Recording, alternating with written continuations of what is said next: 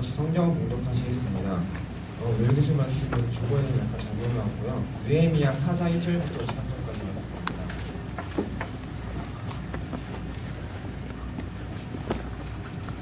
느헤미야 4장 1절부터 23절까지 말씀입니다. 좀 양이 많기 때문에 형제가 2절, 자매가 2절씩 읽고요. 마지막 절은 같이 읽도록 하겠습니다. 형제부터 먼저 읽겠습니다. 산발랏이 우리가 성을 건축한다 함을 듣고 크게 분노하여 사람들을 비웃으며 자기 형제들과 사마리아 군대 앞에서 일러 말하되 이 미약한 유다 사람들이 하는 일이 무엇인가? 스스로 경고하게 하려는가? 제사를 드리려는가? 바로의 일을 마치려는가? 불탄 돌을 궁전 중에서 다시 일으키려 하고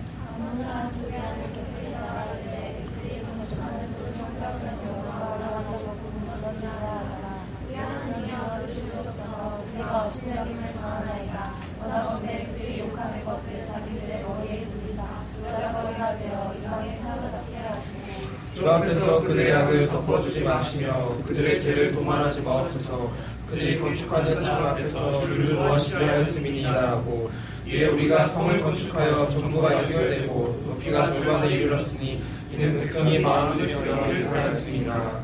산발랏과 도비야와 아라비아 사람들과 아람 사람들과 마스도 사람들이 예루살렘 성이 중요해 엎어진 틈을 메꿔서 담당을 듣고 심히 분노하여 다 함께 꾀하기를 예루살렘으로 가서 치고 그곳을 요란하게 하자 하기로 우리가 우리 하나님께 기도하며 그들로 말미암아 하수꾼을 두어 주야로 방비하는데 유다 사람들은 이르기를 흙무더기가 아직도 많거늘 짐을 나르는 자의 힘이 다 빠졌으니 우리가 성을 건축하지 못하리라 하고 그들의 원수들은 이르기를 그들이 알지 못하고 보지 못하는 사이에 우리가 그들 가운데 달려들어가서 살육하여 역사를 미치게 하리라 하고 그 원수들의 근처에 거주하는 유다 사람들도 그 근처에서 와서 10번이나 우리에게 말하기를 너희가 우리에게로 와야 하리라 하기로 내가 성벽 뒤에 낮고 넓은 곳에 백성이 그들의 종족을 따라 활과 창과 활을 가지고 서 있게 하고 내가 돌아본 후에 일어나서 귀족들과 민장들과 남은 백성에게 말하기를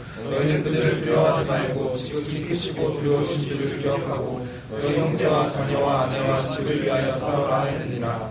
우리의 가족이 우리가 그들의 넓은 집채다함을 들으리라. 하나님이 그들의 꾀를 패하셨으므로 우리가 다 성에 들어와서 각각 일하였는데 그때로부터 내 수하 사람들의 절반은 가고 절반은 갑옷을 입고 창과 방패와 활을 가졌고 인자들과 온 족속에게 있었으며 성을 건축하는 자와 집을 나르는 자는 다 각각 한 손으로 일을 하며 한 손에는 병기를 잡았는데 건축하는 자는 각각 허리에 칼을 차고 건축하며 밟은 자는 내 곁에 섰었느니라.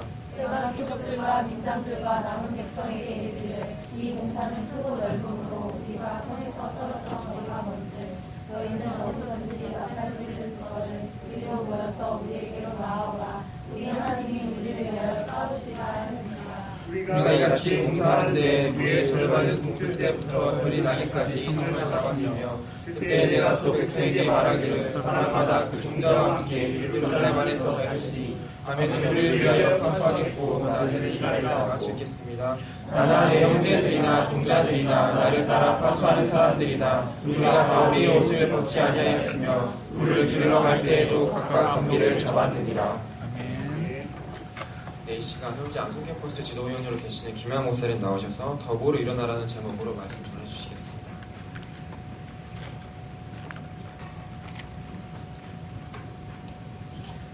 할렐루야. 네, 주님을 찬양합니다. 제가 좀 요즘 정신이 없나 봐요. 좀 착각을 했어요. 분명히 느헤미야 4장이라고 생각하고 그렇게 알려준다는 게 말이 2장으로 나왔나 봐요. 그래서 이렇게 주어에 좀 오차가 나왔는데요. 여러분 참 바쁠수록 더 정신을 잘 차리고 또 그럴수록 서로가 더 이렇게 잘 돌봐주고 또 성김으로 함께 올바른 길로 갈 수 있도록 해야 될 것 같습니다. 2011년도 한국인의 사망 그 순위를 보니까요. 한국인의 3대 사망 원인이 되는 그 질병을 보니까 1위가 뭐 같습니까, 여러분? 한국 사람들이 2011년도 보니까 가장 많은 질병으로 이렇게 죽은 것은 뭘까요? 암입니다. 암이고요. 두 번째는 이 뇌혈관 질환이라고 이렇게 나옵니다. 그리고 세 번째 보니까 심장 질환이에요. 심장. 이런 것들은 주로 이제 나이가 좀 많은 분들 에서 수치가 좀 많이 나오더라고요. 그래서 총 사망자의 절반에 육박하는 약 47% 가까운 그 정도가 바로 이 3대 질병에 의해서 이렇게 죽어가는 것을 보게 됩니다. 암, 뇌질환, 뇌혈관 질환, 심장 질환. 그리고 한국인의 사망 순위 4위를 보니까 20대 사인의 20대의 그 죽음 원인의 약 한 47% 정도를 차지하더라고요. 한국의 전체 그 사망 그걸 보았을 때 네 번째 그 원인이 무엇일까요? 뭐 같습니까, 여러분? 네? 자살이에요, 자살. 약 10년 전 통계에 의하면 약 8위 정도가 자살이었는데 이제는 자살이 우리나라 그 사람들의 사망 그 원인 가운데 4위에 해당할 정도로 너무나 우리 주변에 가까이 와 있는 것을 보게 됩니다. 하루에 약 43.6명 정도가 이 자살로 인해서 죽는다고 합니다. 약 30분 정도에 한 명씩 자살을 하는 거예요. 이 나라 사람들 중에. 우리가 지금 예배 드리고 있는 이 시간 중에도 어디선가는 그가 자살을 하는 그런 일이 있을 수 있다. 이렇게 볼 수 있습니다. 특별히 자살은요, 10대, 20대, 30대, 여기 저 말고 다 포함되네요. 저는 이제 40대로 들어갔는데, 여러분 2층에 해당되는 사람들 사망일이 바로 자살입니다. 여러분 너무나 잘 알지요. 한때 몇 년 전에 우리나라 전체를 좀 이렇게 시끄럽게 했던 것은 뭐냐면 한국과학기술대학 카이스트라고 하죠. 그 카이스트 우리나라 최고의 어떤 지성인들이 모인 그 대학에서 학생들이 계속 떨어져 이제 죽는 거죠. 자살하게 된 거죠. 거기에다가 이제 교수도 이제 자살을 하게 되고 그 다음에 또 한 명의 사람이 또 자살했어요. 참 너무 슬픈 일이죠. 그리고 여러분도 다 잘 알다시피 톱 탤런트 그 가정 톱 탤런트 여 배우가 이제 자살하게 되었고 그 동생이 또 이제 결국 또 자살하게 되었고 그리고 이제 그 남편이었던 운동했던 그 사람도 최근에 또 이제 자살을 하게 되는 그런 일들이 너무 비일비재하고 또 신문이나 여러 매체를 통해서 우리는 자살하는 사람들 소식을 참 많이 듣습니다. 그런데요, 이 자살의 이 문제가 믿지 않는 사람들 그들에게만 일어나는 것이냐? 교회 나오고 또 예수님을 믿는다고 하는 사람들 그들 가운데도 나타나요. 정말 그들이 예수님을 믿고 온전히 알았는지 참 너무나 고민이 될 정도예요. 그래서 이 자살하면 어떻게 되냐 여러 가지 말들이 참 많은데요. 지금 그 얘기를 하려고 하는 것은 아니고요. 그만큼 이 사회에 많은 사람들이 자살을 하고 있다. OECD 국가 중에서 우리나라가 자살률이 가장 높다는 거예요. 참 너무 안타까운 현실이죠. 그래서 왜 이런 자살을 하게 되었는지 그 원인을 좀 이렇게 파악하고 알아보고 여러 가지로 사람들이 그 원인을 찾고자 합니다. 어떤 사람은 그 외로움 때문에 그렇다. 또 경제적인 이유, 가난 때문에. 어제도 또 이 관련되어진 자료들을 또 이렇게 한번 보려고 인터넷을 봤어요. 20대, 30대 그들이 자살하는 가장 큰 이유는 경제적인 이유 때문에 그렇다. 그러니까 상대적인 박탈감이죠. 우리나라 세계에서 정말 잘 사는 나라예요. 어떤 통계에 의하면 지금 손으로 이렇게 할 때요. 한 명씩 어린아이들이 굶주림으로 죽어가고 있다고 합니다. 근데 우리나라에도 물론 지금 굶주리고 있는 사람들이 있긴 하지만 그렇게 극단적인 어떤 굶주림 가운데는 있지 않습니다. 저만 해도 그런 기억이 있다고 종종 말씀을 드렸는데 제가 저희 집도 그렇게 잘 사는 집이 아니었어요. 그럼에도 불구하고 한 번도 제가 먹을 게 없어서 밥을 굶은 기억이 없어요. 저는. 모르겠어요. 여러분들은 또 각각 형편이 어땠는지 모르겠지만 저의 경우는 그랬습니다. 물론 이제 가끔 돈이 없어서 아점으로 이렇게 때울 때 있고 점심 저녁 사이에 이렇게 할 때는 있었지만 제가 뭐 며칠간 밥을 먹을 수 없어서 그냥 물만 먹었다. 뭐 그런 적은 한 번도 없습니다. 아마 여러분들도 아마 거의 다 저와 비슷한 어떤 그런 어떤 생활을 해오지 않았을까. 아무리 우리가 좀 형편이 좋지 않더라도 이렇게 밥을 이렇게 못 먹을 정도는 아마 그런 정도는 아니었던 것 같습니다. 그래서 많은 사람들이 경제적인 이유 때문에. 그런데 전 세계적으로 보면 우리나라 정말 많은 사람들 그래도 전 세계에서 좀 상위권에 해당하는 경제적인 수준을 가지고 있습니다. 지금 여기 휴대폰 없는 사람 있습니까? 아니 휴대폰 아니고 스마트폰. 다 스마트폰 거의 다 100%이지 않을까 생각이 듭니다. 나는 스마트폰 아니다. 예, 저 아직 혼자 스마트폰 아닌데. 여러분들 정말 많은 사람 다 스마트폰 가지고 있잖아요. 여러분 정말 대단한 어떤 그런 경제적인 수준에 저희가 도달해 있지만 우리가 이제 그 상대적으로 나는 가난하다. 그리고 여러 가지 많은 이제 융자나 또 빚 이런 것들로 인해서 도저히 헤어날 길이 없다 생각해서 자살하는 경우가 참 많이 있다고 합니다. 또 이 우울증이 또 자살하게 되는 그런 원인 중에 하나이죠. 이 우울증 가운데 있는 사람들이 항상 좀 위험한 어떤 그런 요소가 좀 포함되어 있습니다. 크리스찬 중에서도 우울증 있는 사람들이 있어요. 그래서 그들이 극단적인 방법을 취하려고 하는 그런 경향성도 가끔 나타나는 것 같습니다. 결과적으로 외로움, 가난, 그리고 이런 우울증 때문에 사람들이 자살을 한다라고 이렇게 보기도 하는데 더 근원적으로 우리가 파고 들어가면 아마도 이 낙심의 문제 때문에 사람들이 자살을 하게 되는 것 같습니다. 이 사망이 음침한 골짜기, 탈출구가 없는 골짜기처럼 여겨지는 그 낙심 때문에 사람들이 자기의 어떤 생명을 그냥 버리는 것이 훨씬 더 나에게 어떤 탈출구와 해방구가 될 것이다 라고 생각하는 것 같습니다.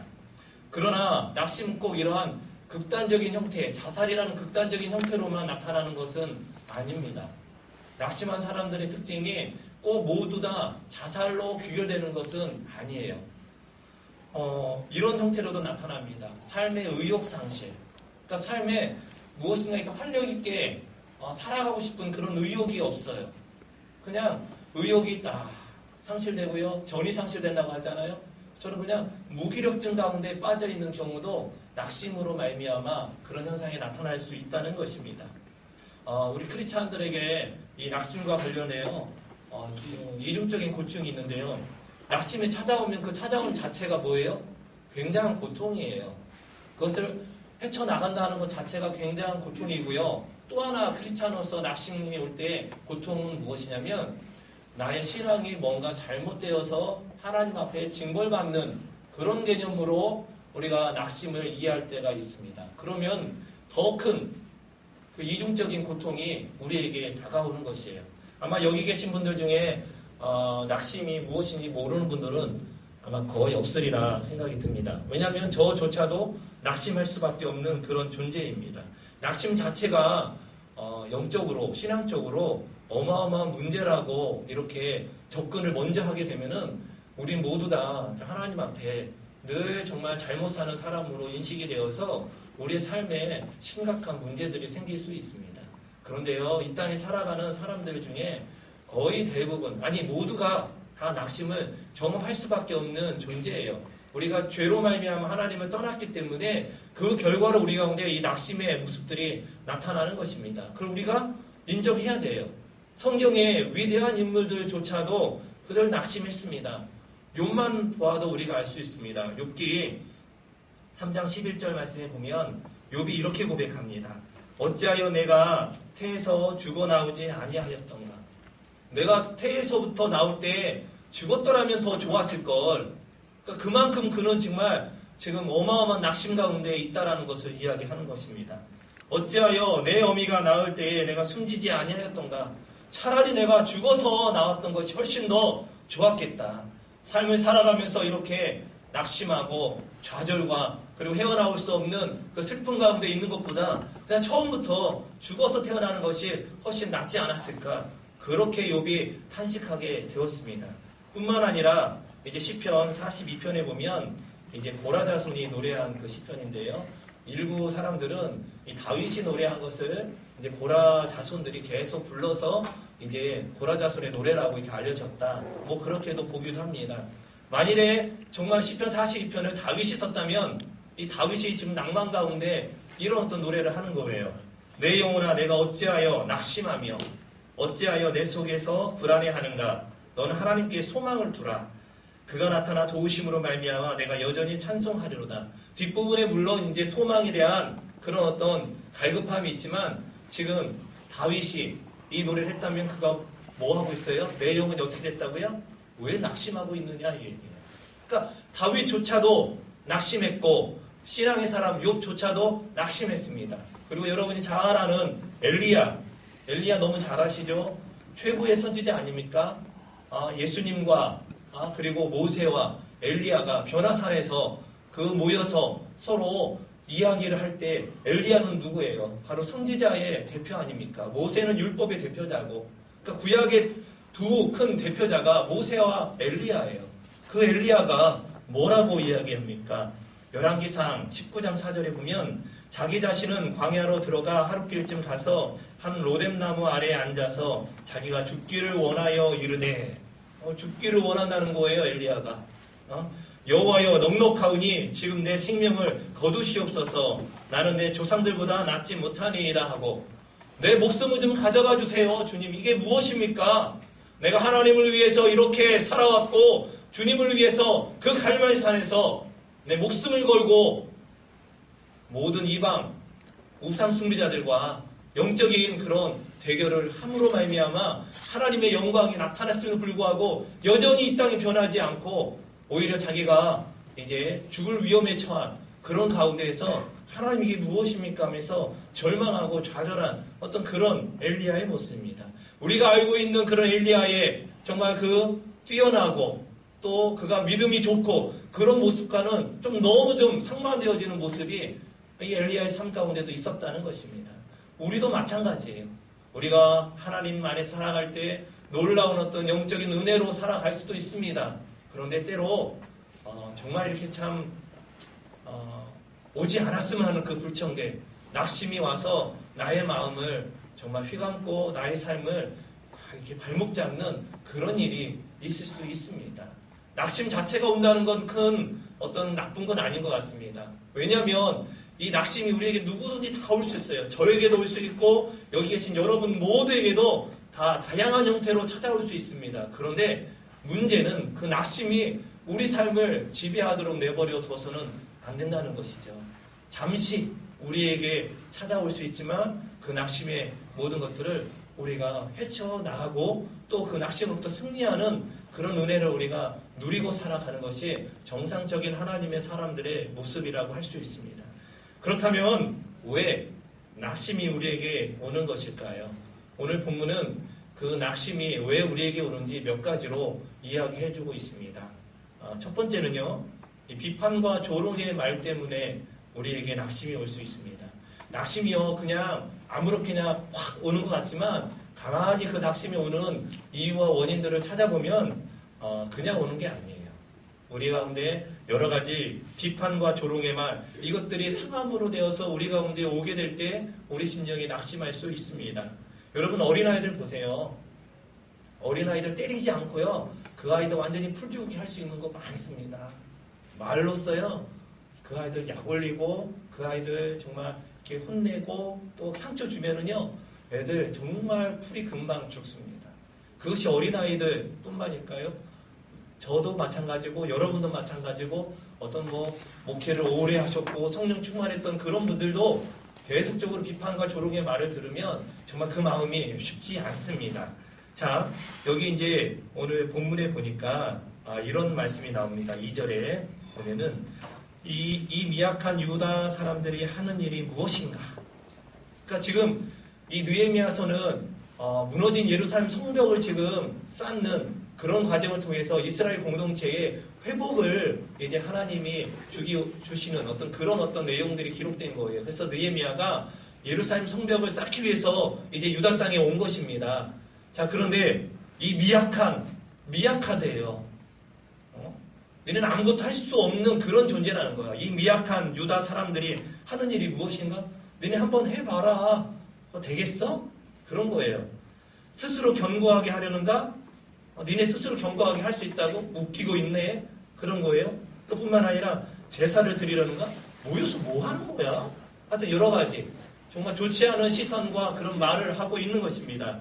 하루의 일을 마치려는가? 니네가 그렇게 아무리 모여서 열심히 한다고 한들 니네가 계획했던 그 일이 하루에 맞춰질 수 있겠냐? 불가능하다는 얘기예요. 그 얘기는 전체적으로 볼 때 그 성벽 쌓는 일 안 된다 이런 얘기예요. 뿐만 아니라 불탄 돌을 흙 무더기에서 다시 일으키려는가? 이미 그 성이 예전에 불이 타서 다 성벽이 무너져 버렸다. 이미 그런 성인데 너네가 다시 쌓는다고 그 성이 또 무너지지 않으는 법이 있냐? 쌓지도 못할 거고 쌓는다 할지라도 무너진다. 그런 이야기를 계속하는 것입니다. 이 산발랏이. 거기에 이제 또 암몬 사람 도비아가 또 이제 말을 더 보태는 거죠. 여우가 올라가도 곧 무너지리라. 아무리 그냥 쌓아봐라. 이 조그마한 여우 하나 딱 올라가도 그 성 와르르 성벽이 다 무너진다. 여러분 계속적으로 이 이야기를 들었던 거예요. 그냥 한 번 들은 게 아니라 계속 들은 거예요. 예를 들어서 가뜩이나 제가 이제 귀가 좀 옆으로 많이 퍼졌잖아요. 평상시에는 한번 보세요. 귀가 많이 퍼졌어요. 평상시에도 이제 귀가 옆으로 퍼진 것 때문에 이상한 얼굴이 좀 기다랗다가 쭉 옆으로 이렇게 퍼졌다가 쭉 이러니까 굉장히 이상하잖아요. 뭐 저희 딸까지도 저를 이렇게 딱 보고서 아빠 하고서 M자야 아빠는 M자. 뭔지 아시죠? 이렇게 하면은 이게 M자 원숭이처럼 나오잖아요. 그래서 아빠 별로 잘생기지 않았다고. 아빠가 좀 잘생겼으면 좋겠는 그런 마음인가 봐요. 그래도 어떻게 그럼 뭐 제가 웃으면은 얘가 또 마음이 약해서 아빠 상처받았어? 아니. 뭐 상처받기는요 원래 제가 그렇게 생긴 거 아니까. 그러긴 한데 우리 딸이 한 번 그랬어요. 두 번 그랬어요. 근데 날마다 나 볼 때마다 그런다고 생각해 보세요.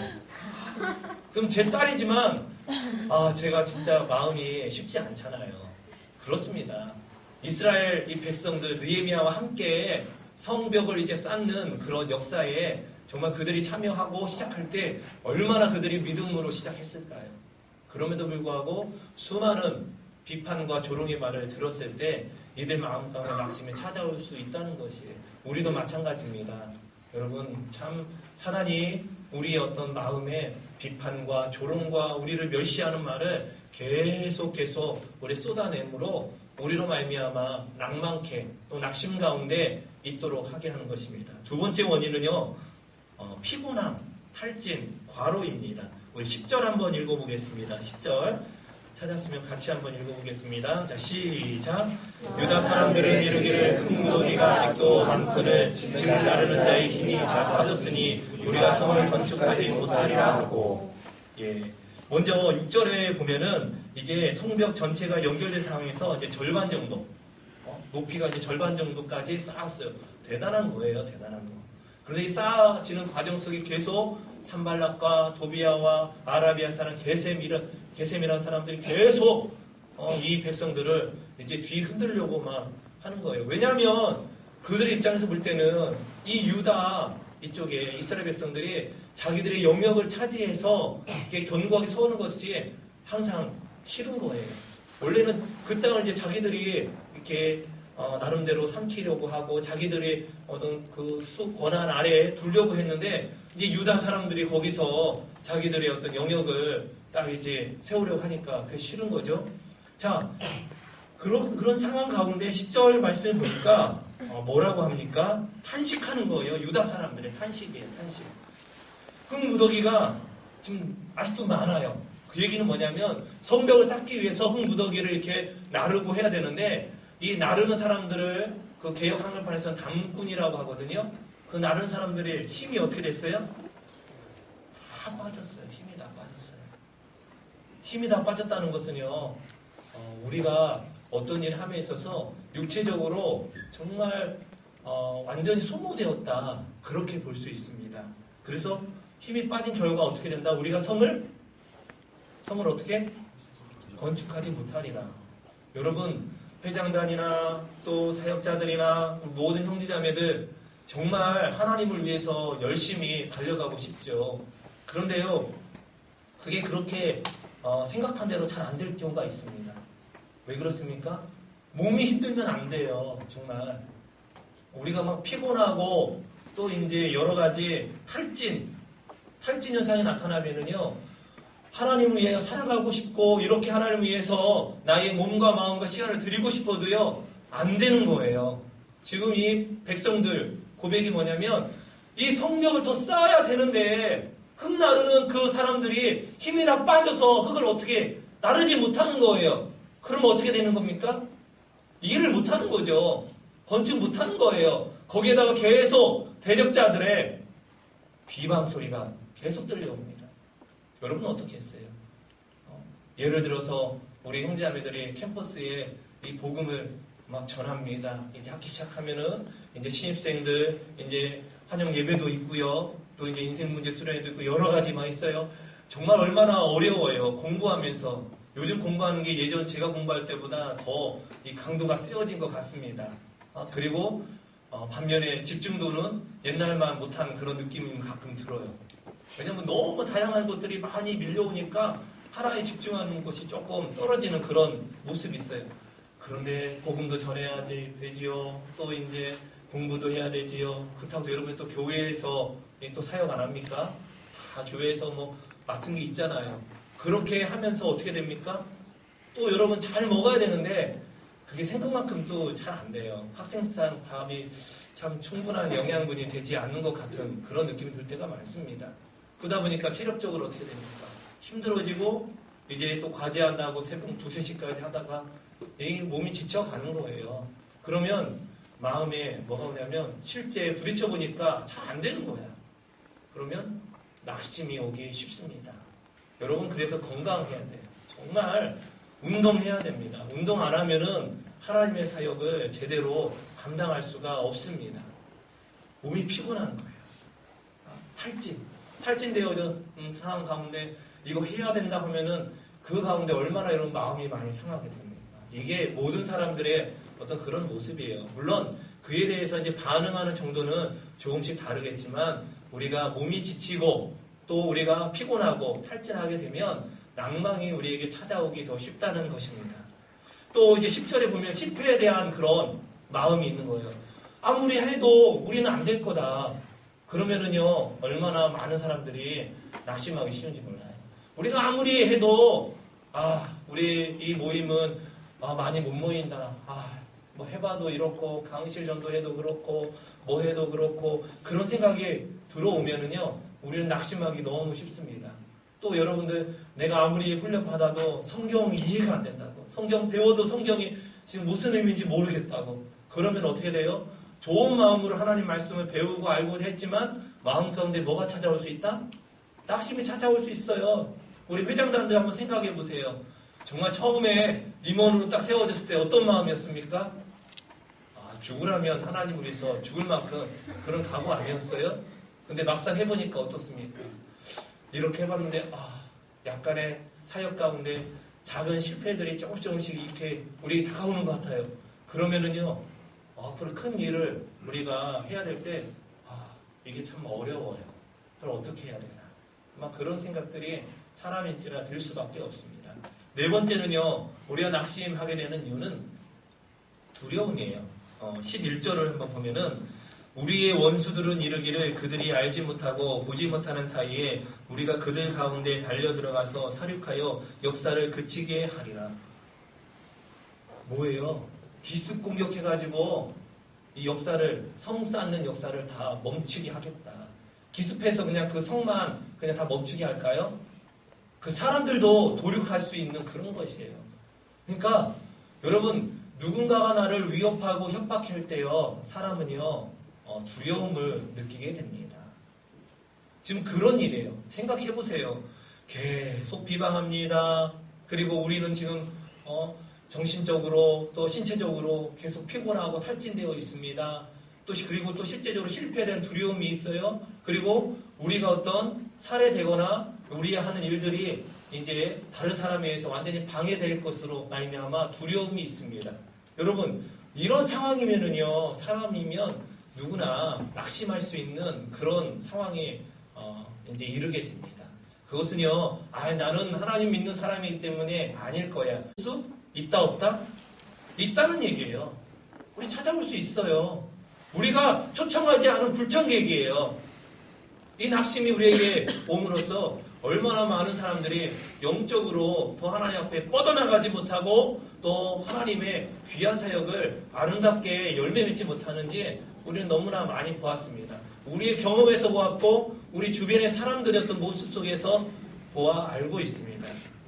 여러분, 느헤미야가 직면한 현실보다 지금 우리가 직면한 현실이 더 급박하고 더 어려울까요?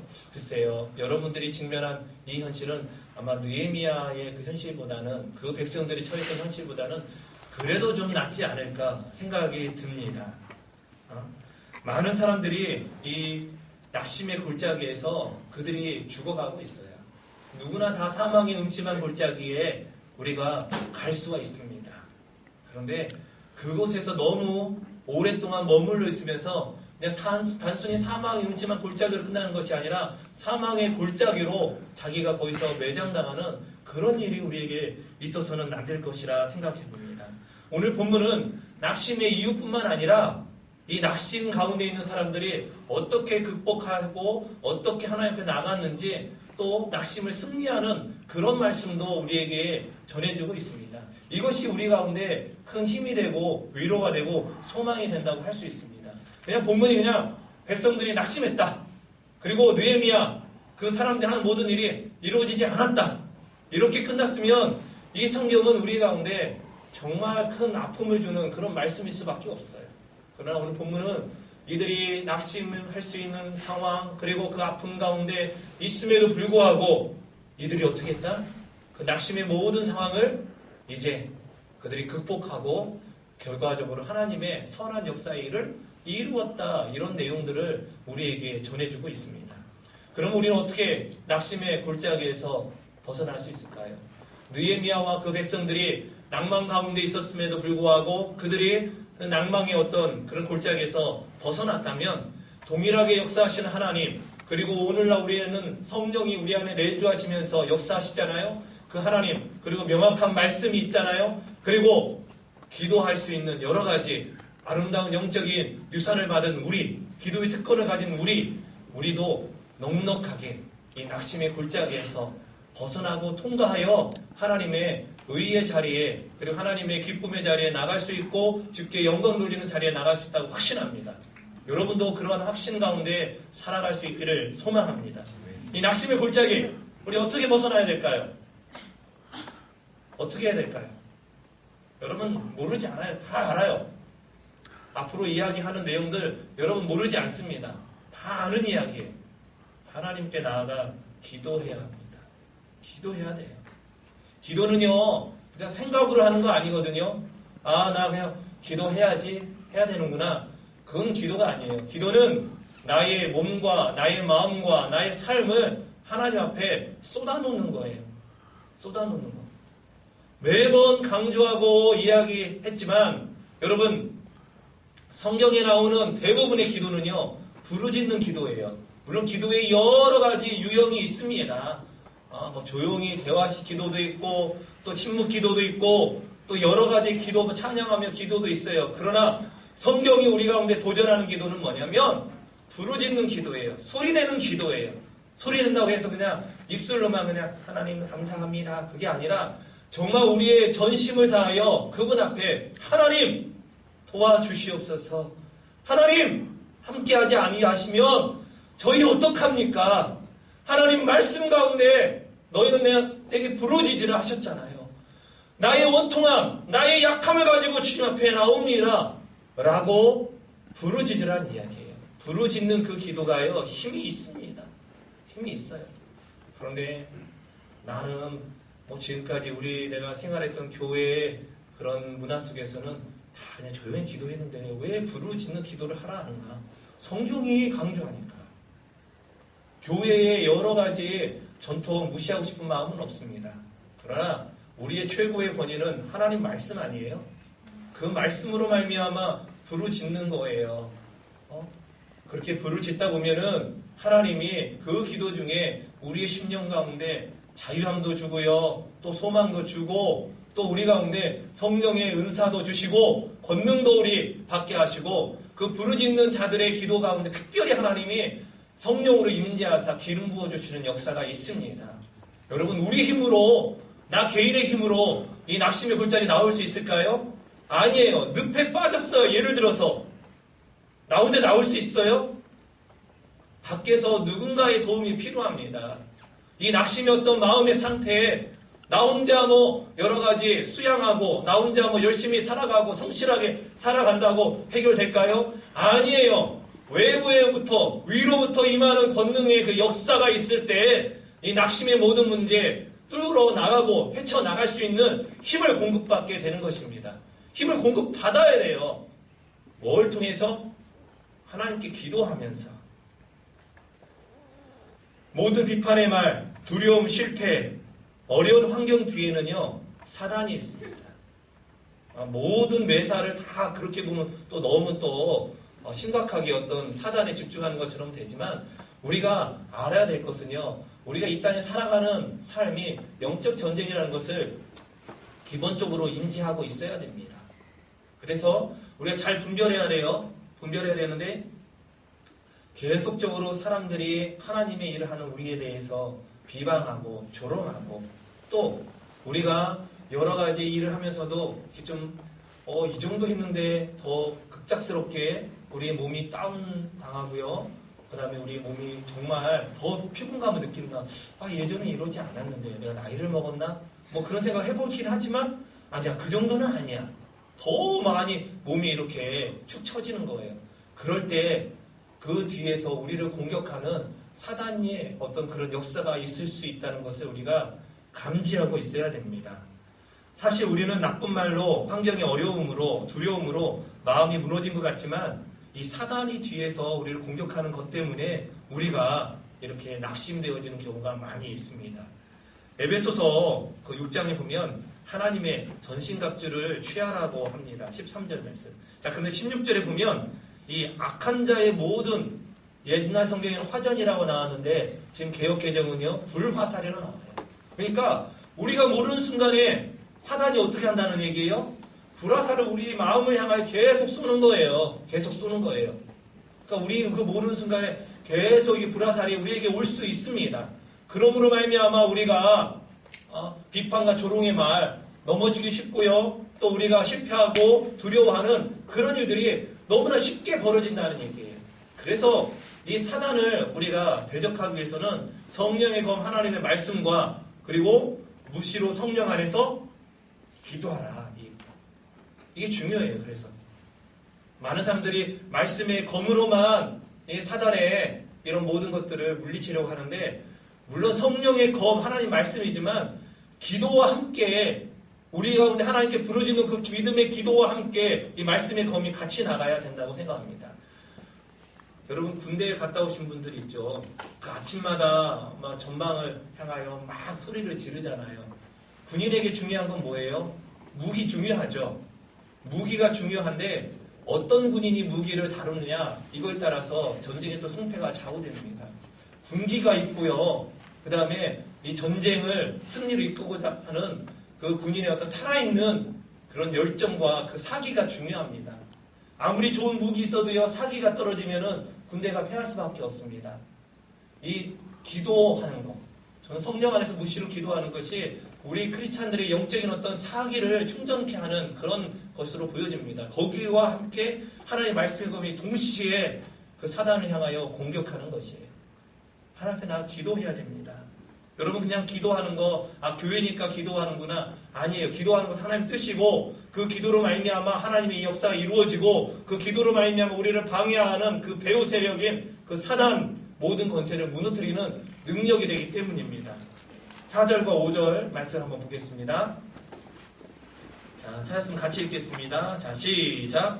우리 하나님이여 들으시옵소서. 우리가 없인 여김을 다하나이다. 뭐라건대 그들이 욕하는 것을 자기들의 머리에 돌리사 노략거리가 되어 이방에 사로잡히게 하시고 주 앞에서 그들의 악을 덮어두지 마시며 그들의 죄를 도말하지 마옵소서. 그들이 건축하는 자 앞에서 주를 노하시게 하였음이다 하고 우리 하나님이여 들으시옵소서. 하나님 들어주시옵소서. 뭐예요? 기도잖아요. 기도하는 거예요. 계속적인 비방과 그들이 주는 두려움 가운데 이 백성들이 어떻게 한 거예요? 느헤미야를 비롯해서 기도한 거예요. 기도. 여러분, 우리 가운데 난리와 여러 가지 정말 복잡한 소문들이 다가올 때 어떻게 합니까? 저부터도 더 기도해야 되는데 어떡하나 그렇게 끝나는 경우가 종종 있어요. 여러분, 정말 우리 가운데 어려움의 소식들이 들려오고 또 난관과 비방과 조롱의 여러 가지 말들이 있을 때 우리는 하나님 앞에 나가서 기도해야 돼요. 그러면 하나님이 이 문제의 원인이 무엇인지 알 수 있도록 보여주세요. 그 모든 상황 가운데 우리를 공격하고자 하는 이 사단을 예수의 이름으로 대적하고 예수 그리스도의 보혈의 능력으로 대적하며 우리 가운데 주신 승리를 우리가 맛보고 쟁취하며 찬양할 수 있기를 간절히 소망합니다. 또 9절에도 보세요.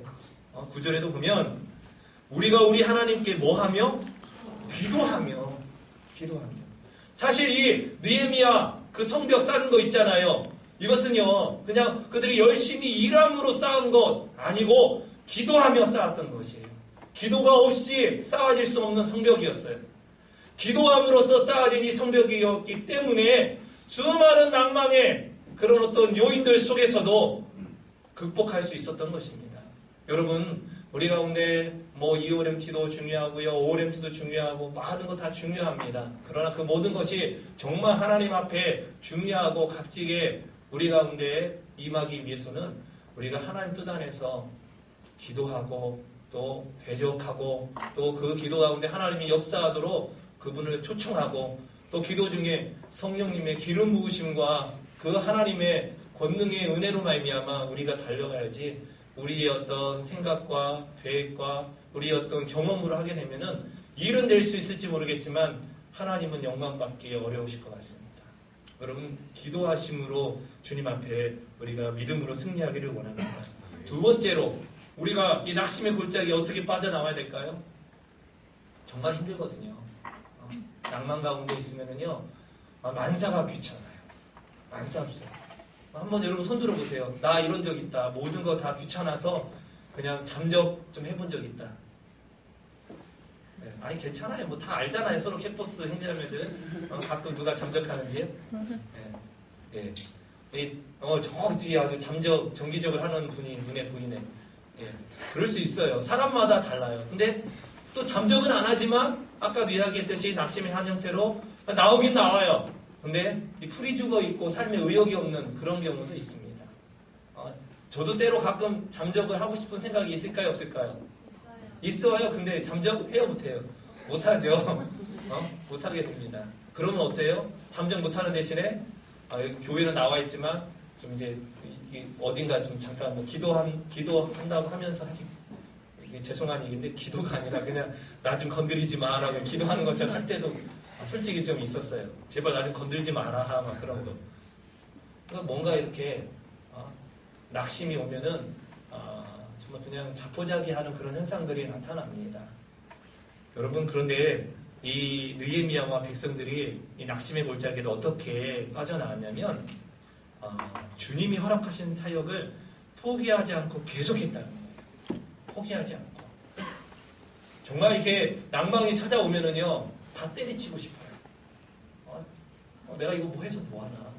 나 이거 한다고 뭐 알아주는 것도 아니고 이거 한다고 뭐 내게 뭐 돈이 들어와 내게 뭐가 있냐고 다 때리치고 싶어요.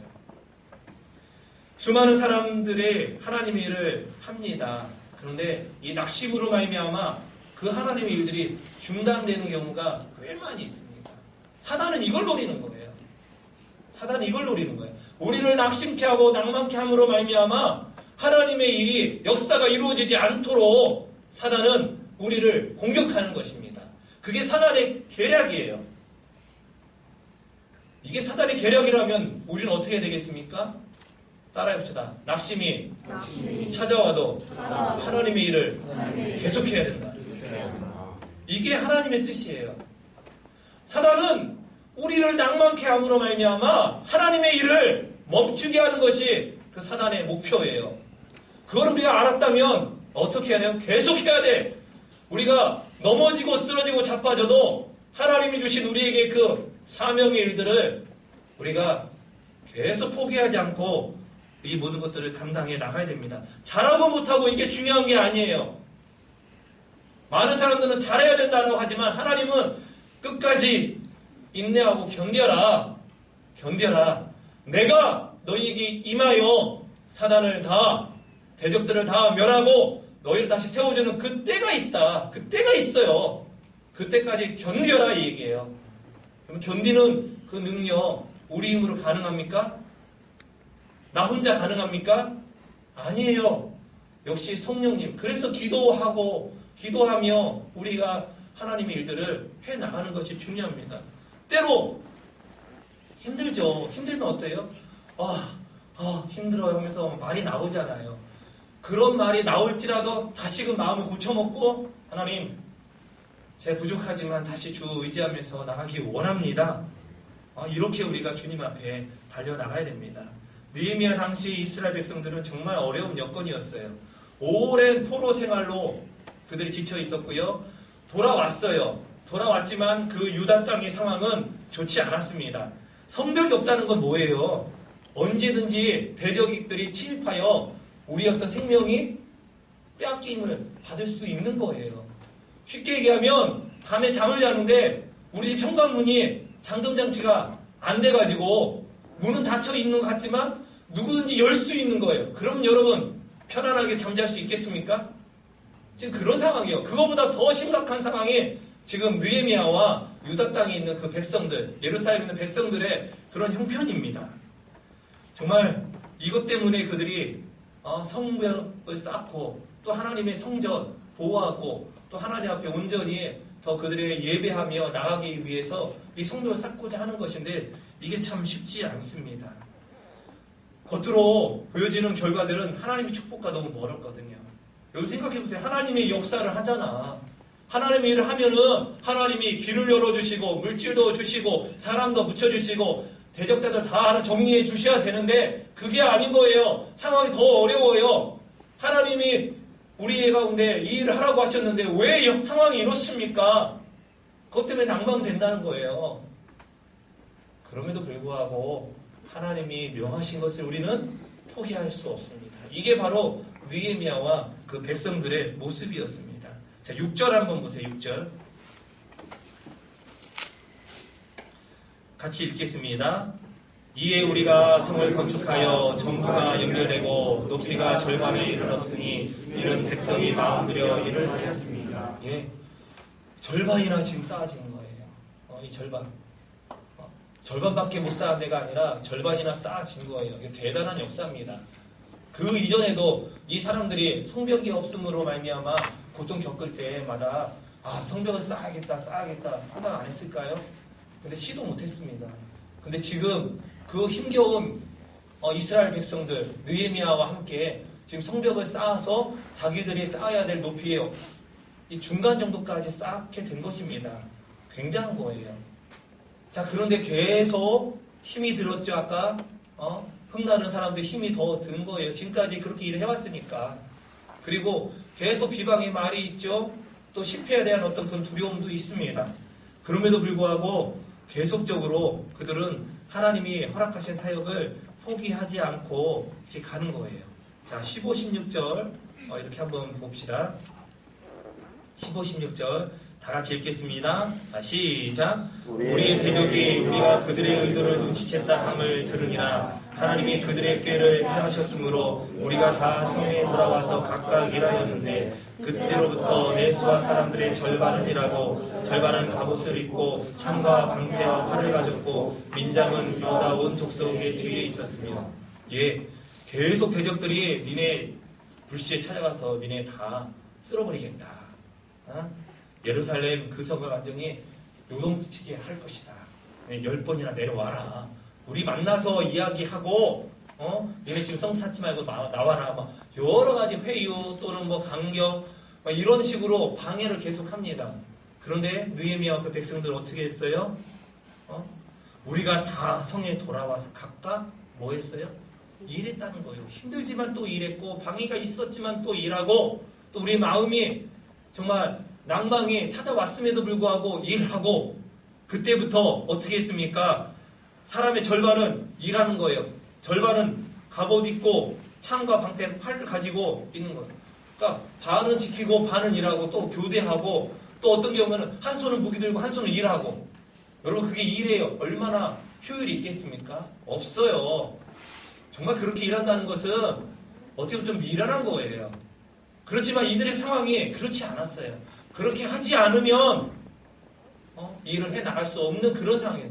그럼에도 불구하고 포기하지 않은 거예요. 포기하지 않았어요.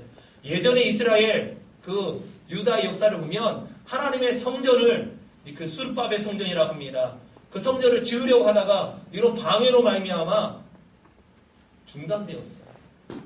그리고 좀 시간이 지난 후에 다시 이제 학계 선지자, 스가랴 선지자 이런 사람을 통해서 다시 이제 하나님의 그 말씀을 받고 이제 성전을 다시 지키게 되는 것입니다.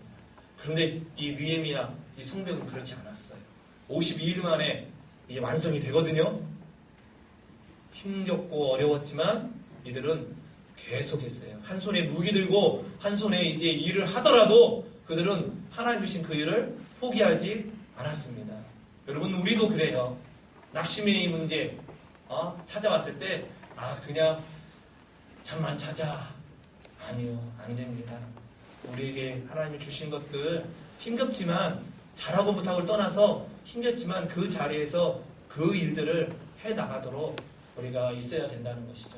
세 번째로 우리의 낙심의 골짜기 또 어떻게 극복할까요? 서로의 짐을 지어야 합니다. 서로 짐을 지어 저 사람의 짐을 내가 지고 또 나의 짐을 또 다른 사람이 져주고 이렇게 서로의 짐을 짓게 되면은 그런 과정을 통해서 우리 가운데 있는 낙심의 문제들이 해결될 수 있다는 것입니다. 낙심이 찾아오면 정말 힘들어요.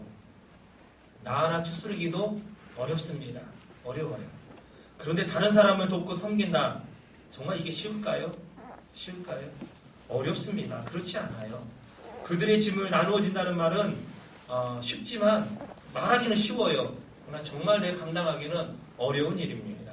그런데 서로의 짐을 나누어질 때에만 이 낙심의 문제가 여러분 더 빨리 해결될 수 있고 온전히 그 낙심의 골짜기와 터널을 통과할 수 있는 것입니다.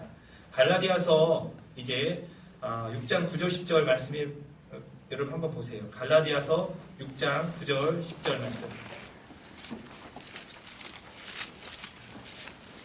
자, 갈라디아서 6장 9절 10절 말씀. 자, 우리가 선을 행하되 낙심하지 말지니 포기하지 아니하면 때가 이르매 거두리라. 그러므로 우리는 기회 있는 대로 모든 이에게 착한 일 하되 더욱 믿음의 가정들에게 할지니라. 뭐예요? 선을 행하다가 낙심할 수 있다는 이야기죠. 자, 그런데 포기하지 말라는 얘기예요. 그럼 때가 이르면 모든 열매를 거둘 수 있다. 자, 그러므로 그렇기 때문에 우리는 기회 있는 대로 모든 이들에게 착한 일을 하라. 무슨 얘기예요? 다른 사람들을 섬기고 그들의 짐을 내가 대신 지고 함께 우리가 가자는 얘기예요. 가끔 이제 드라마나 이런 거 보면은 군대의 어떤 그런 드라마 장면 중에 행군하는 모습이 나와. 행군하는 모습이 나오면은요, 우리 행군하신 분들은 알겠지만 참 그거 힘듭니다. 근데 누가 이렇게 쓰러져요. 그럼 어떡합니까? 다른 사람 얼마나 힘든지 몰라요. 이 군장이라는 게 굉장히 무겁습니다.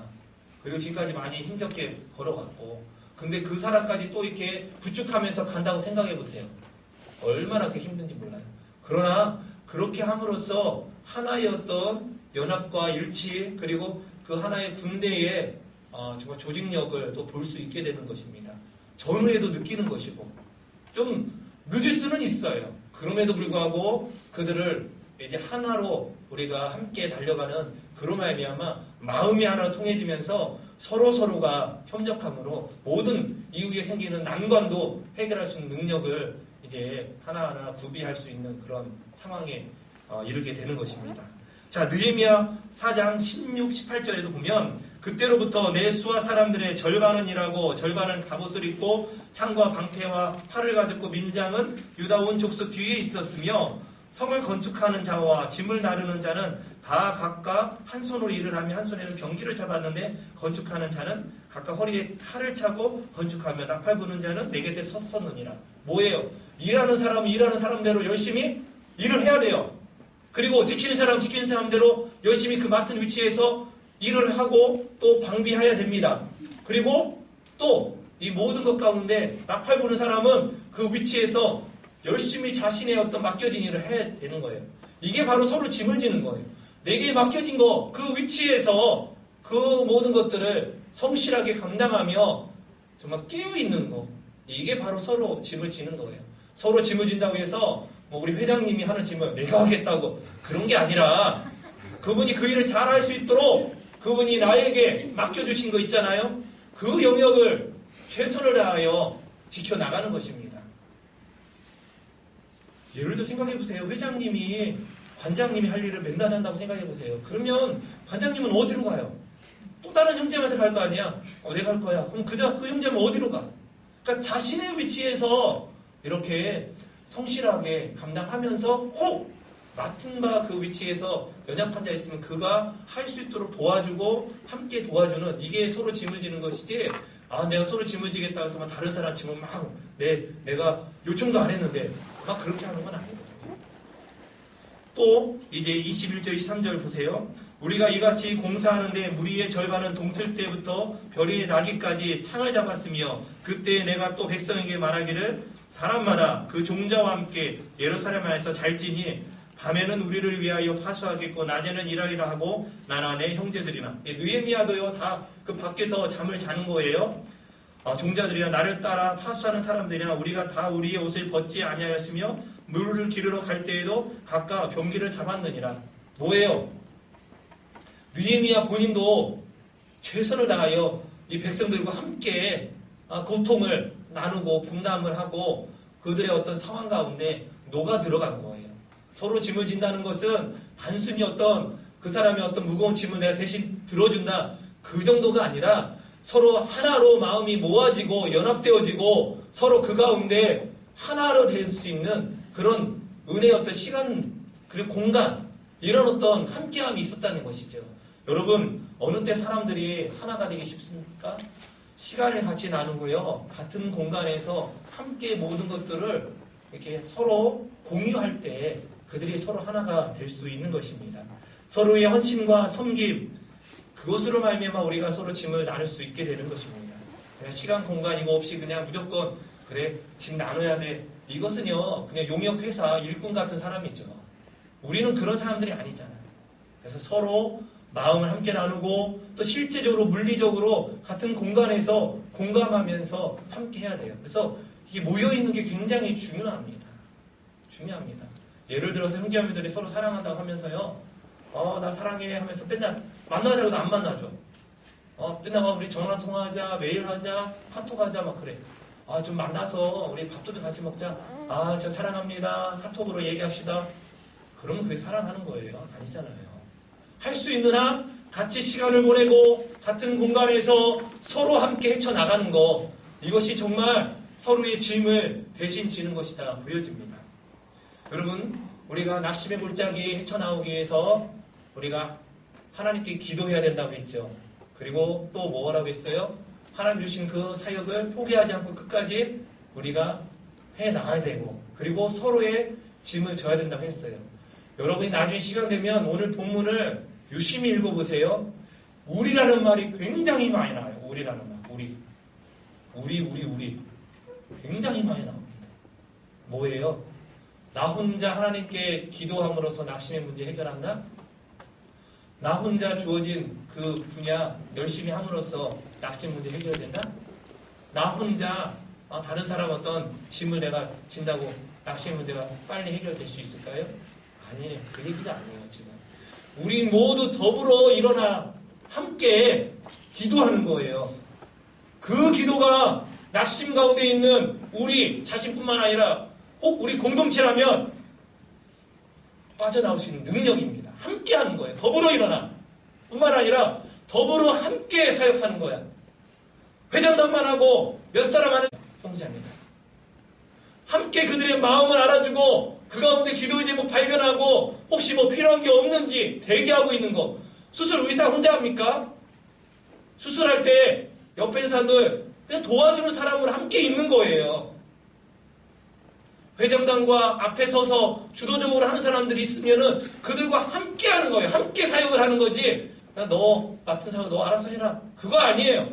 그것은 낙심의 문제 해결되지 않습니다. 뿐만 아니라 우리 모두가 다 서로 연합되어서 함께 더불어 일어나 짐을 지고자 할 때 이 낙심의 문제 해결할 수 있습니다. 여러분 앞으로 여러분들 인생 살아가면서 수없이 많은 어려움이 계속 오게 됩니다. 그때마다 어떻게 하시겠어요? 더불어 함께 일어날 수 있는 믿음의 동역자도 있으면 그들에게 요청하시고 그들과 함께 하나님의 말씀 부여잡고 기도하고 주님이 주신 사명 포기하지 않고 서로 사랑 가운데 연합하여 여러분이 달려간다면 분명히 하나님의 때에 여러분 거둬들이는 역사가 있을 줄 믿습니다. 여러분 우리 가운데 오는 이 모든 이 낙심의 불청객을 우리가 더불어 일어남으로 우리 모든 것들을 헤쳐나갈 수 있기를 간절히 소망합니다. 이 시간 함께 기도하기 원합니다. 기도하실 때에 참 우리 가운데 여러 가지 해야 되는 일들이 많이 보입니까? 이 일들이 보여야 되지요. 그러나 그 일보다 먼저 주님을 보기 원합니다. 낙심하는 사람들의 특징은요, 자기 자신의 세계에만 빠져 있어요. 자기가 해야 되는 어떤 그 업무에만 빠져 있는데 우리의 영적인 시각이 우리 모두 더불어 일어나 영광의 주님을 보기 원합니다. 영광의 주님 보고 그 주님께 우리 함께 기도하고요. 그 주님 안에서 우리 함께 우리 주어진 사역들 달려나가고 또 우리 함께 서로 사랑하고 서로 협력하고 연합함으로 하나님의 귀한 일들을 우리가 경험하게 되면 우리 가운데 이제 낙심의 골짜기가 승리의 찬가가 울려 퍼지는 골짜기가 될 줄 믿습니다. 그런 은혜가 저와 여러분에게 있기를 원합니다. 우리 다 함께 한번 통성으로 기도하겠습니다.